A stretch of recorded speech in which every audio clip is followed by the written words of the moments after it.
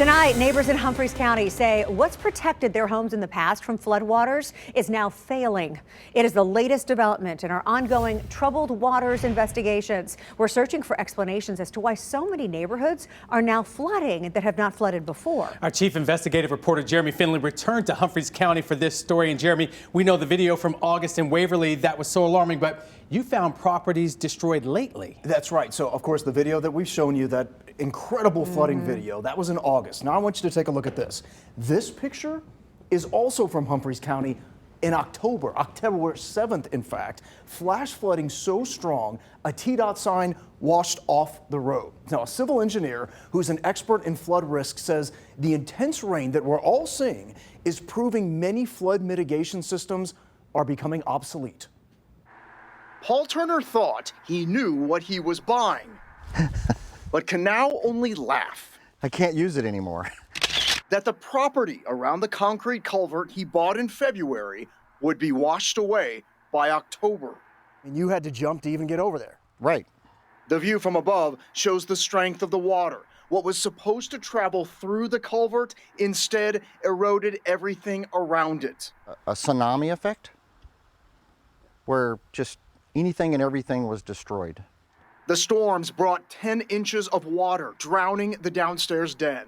And flood mitigation across Highway 13 from his home is supposed to keep water away. But Turner's cell phone video and photographs show it's also not working. On the other side of the highway is a creek, and when it floods, the water runs into this overgrown and dumped vegetation, blocking what should be passing. Here's Turner's front yard when he bought it. Here's all the rock and debris that washes up when the creek backs up onto his property. Well, I think it's simple. I've lost hope. News 4 Investigates has confirmed the clogged creek is supposed to be maintained by TDOT. It's on their right-of-way. And look at this. There's so much water here, it's washed away the ground above the culvert. TDOT says they were unaware of how badly it was flooding until we showed them photos of the water in Turner's home. Listen to what even the state agency acknowledges about their culvert system. They just cannot handle the amount of rainfall that is coming through in these storms. And that's what Dr. Hibba Baroud, a Vanderbilt civil engineer professor who specializes in flood risk, says she wants people to understand.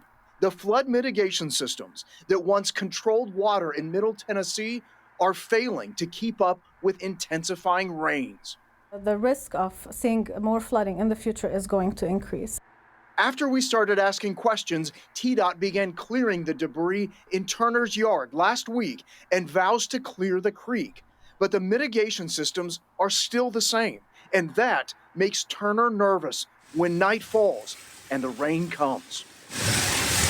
We don't want to die in the middle of the night.